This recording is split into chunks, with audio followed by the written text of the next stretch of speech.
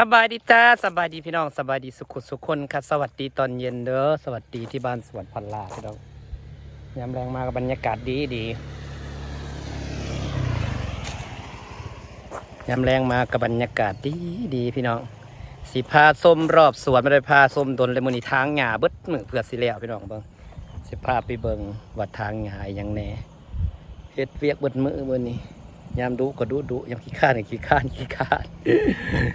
ไปเอาปวกมาให้ปลาอีก เอาปวกมาให้ปลาอีกนี่บรรยากาศบ้านข่อยถนนคอนกรีตเด้พี่น้องกรีตข่อยก็อยู่นอกบ้านนี่บรรยากาศกำลังสีมืดกำลังสีคำพาชมหลังจากได้เห็ดเวียกแล้วก็สีสวยงามขึ้นนิดจักหน่อยฝุ่นหมดอีกแล้วหมดบ่พอต้องไปขอไปอีกเด้นี่พี่น้องบรรยากาศบ้านสวนต้นไม้มันกำลังเขียวงามกำลังเขียวงามถ่อมหัวยืนมือนี่ค่ะบรรยากาศยามแรงกับวิวงามใส่เกาหลีเขากำลังกลับมาเขียวอยู่พี่น้องปลูกบ้านได้กวาดหญ้าถิ่มทางหญ้าใส่พูนดิน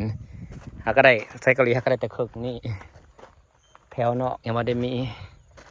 นี่สวยบอไซเกาหลีมันกำลังแตกเขียวนี่ต้นมะพร้าวเฮากำลังสร้างแต่ดวงกินนี่แหละต้นมะพร้าวพี่น้องแล้วก็ไปกระเลียงในซ้ายต้นมะพร้าวเลียงในสาย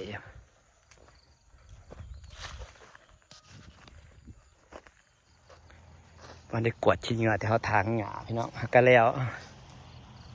เพราะว่าอ้อมอันนี้แล้วเราก็เทฝุ่นแล้วก็เปิดน้ำใส่ดูพี่น้องอันนี้ต้นมะม่วงแอปเปิ้ลบรรยากาศยามแรงกับซีวิวประมาณนี้เดี๋ยวมันสีเขียวกว่านี้เดี๋ยวพี่น้องรอให้ต้นมะพร้าวใหญ่ก่อนจ้าดีค่ะ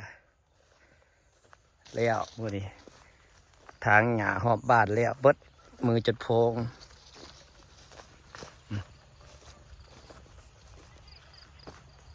มือจนโพรงนะฮะมะม่วงเขากำลังออกดอกต้นไม้พวกนี้ใหญ่นี่เสียห่มแต่เสียห่มจนบ่มีบอนห่มนะพี่น้องเพราะมันติดกันต้นมะพร้าวก็ห่างกันแค่4 เมตรเองนี่สวยบ่ค่ะสวยบ่จ้าสวยบ่จ้า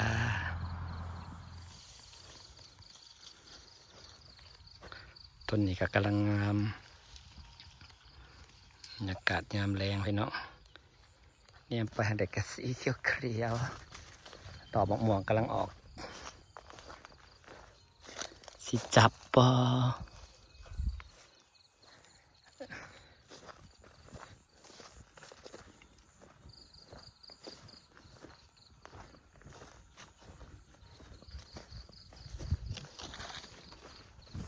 เดี๋ยวนี้สีดฮอร์โมนอันนี้ต่อม่วงต้นแห่งกระดอกกลายเปิดน้ำใส่เพิ่นสิได้บรรยากาศยามแรงกำลังขับในวิวดีเลยพี่น้องเนี่ยเห็นบ่บรรยากาศวิวกำลังดีทางหญ้าเบิดมือแปนเบิดละแปนเติดพี่เพื่อสิแล้วหลายเติมเดี๋ยวจะเอาฝุ่นมาใส่ขาจ้ะขาเป็นเติร์ดเลยแบบนี้มะม่วง2 ต้นนี่ใหญ่ไวนี่ซื้อมันน้ำหลังโคตรส่วนใหญ่ดินตัวนี้มันสิเป็นดินอันนี้เนาะดินขอบสระพวกนี้นะสีใหญ่ซาต้นไม้นะต้นมะพร้าวกับใบใหญ่เพราะว่ายังเวลาน้ำขึ้นเต็มขอบนี่ข้างล่างมันสิแฉะขักเคยขุดพวกแล้วแฉะเป็นน้ำเลยน้ำแฉะลายมันกระบอกหมักเป็นต้นไม้ก็ได้เมียนอยู่มันหมักน้ำกับหมักซับหนึ่งแบบว่าข้างพื้นน่ะน้ำมันซึมเข้าไปจนแบบเขาขุดลงไปเนี่ยจนเป็นน้ำเป็ดๆอ่ะนะเคยขุดบางทีมันเลยบ่ค่อยงาม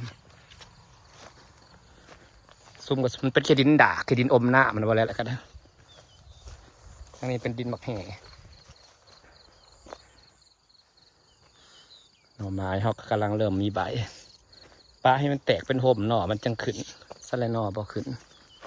นี่ค่ะบรรยากาศส่วนเห็ดเรียกพวกนั้นแล้วเบิดแล้วก็สิตัดต้นหมองหุงลงแบบนี้มันสูงเกินเลยกินยาแล้วสิตัดลงใส่ต้นนี้เกิดขึ้นไปตอนใหม่พี่น้องตอนใหม่มาต้นใหม่มันใหญ่หมดเลยใหญ่หมดแล้วอันนี้ก็สิเอาออกเปิดราคาเอาออกแล้วสิเอากระบองเพชรมาใส่นี่ไงอันนี้ก็เปลี่ยนมาใส่กระบองเพชรแล้วเพราะว่าต้นลิ้นมังกรมันลิ้นมังกรมันเหี่ยวลงมันบ่งามเลยพี่น้องแล้วกระบองเพชรมาใส่นี่อันนี้แบบมันใหญ่ขึ้นมาเต็มกระถางมันสีงามเดี๋ยวนี้กระบองเพชรค่ะพวกต้นไม้มันก็ใหญ่ขึ้นหมดเลยเห็นบ่ใหญ่งามถ่ายน้ำเต็มสระจะเป็นวิวน้ำมันอยู่หลุมมันยังแนมเป็นโกนๆอยู่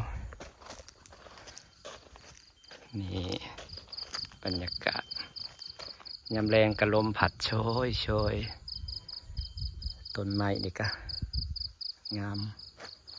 พอสดน้ำตอนแรงบริหดดอกเพราะว่าเปิดปั๊บยังไม่ได้ส่อมสายชำระอยู่ในมันแตกบ้านเฮานั่นพ่อตัดซื้อได้พี่น้องคล้องน่ะเพไว้พวกเกี่ยวกับก๊อกน้ำเกี่ยวกับฝักบัวเกี่ยวกับอย่างหนึ่งก็ยังมาจังเพไว้คือมันเป็นนี่น้ำวัดดามันเป็นขี้เกลือเป็นกัดนะมันกัด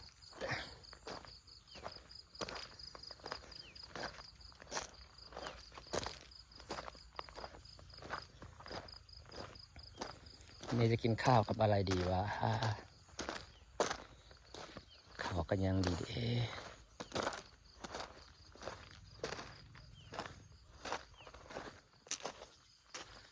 จะกินข้าวกับอะไรดีไซเกาหลีกำลังงามแห้งนี่แตกยอดรดน้ำทุกวันงามอะไรดีพี่น้องนี่แตกยอดนะเชียร์แบบปีๆเลยป้าสวมหัวยืนมือเลยต้นนี่ต้นอื่นก็กำลังสัตว์ไปไว้ด้วยจ้าจะได้กระเพงต้นไม้อะไรงามๆมันยังบ่เสมอให้มันเสมอกันก่อนมันยังเตี่ยยังไม่ได้เป็นกระแพงบ่มันเสมอมันสูงมันเป็นกระแพงเขาตัดเป็นกระแพงยาวสุดเหล่งสิแต่สีงามมีเสน่ห์เคี้ยวงามดีใส่เกาหลีนะปลูกต้นไม้ร้ายก็เมื่อยช่วงนี้พี่น้องเดี๋ยวมันวิดน้ำวิดในวิดยังก็สบายเลยถ้าเก็บผลอย่างเดียวมะพร้าวอีก2 ปี3 ปี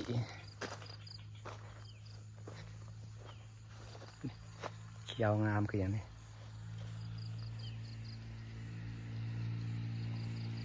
กับบ้านเฮากับซ้ำนี่แหละพี่น้องซ้ำนี่แหละบรรยากาศบ้านเฮาสิซ้ำได้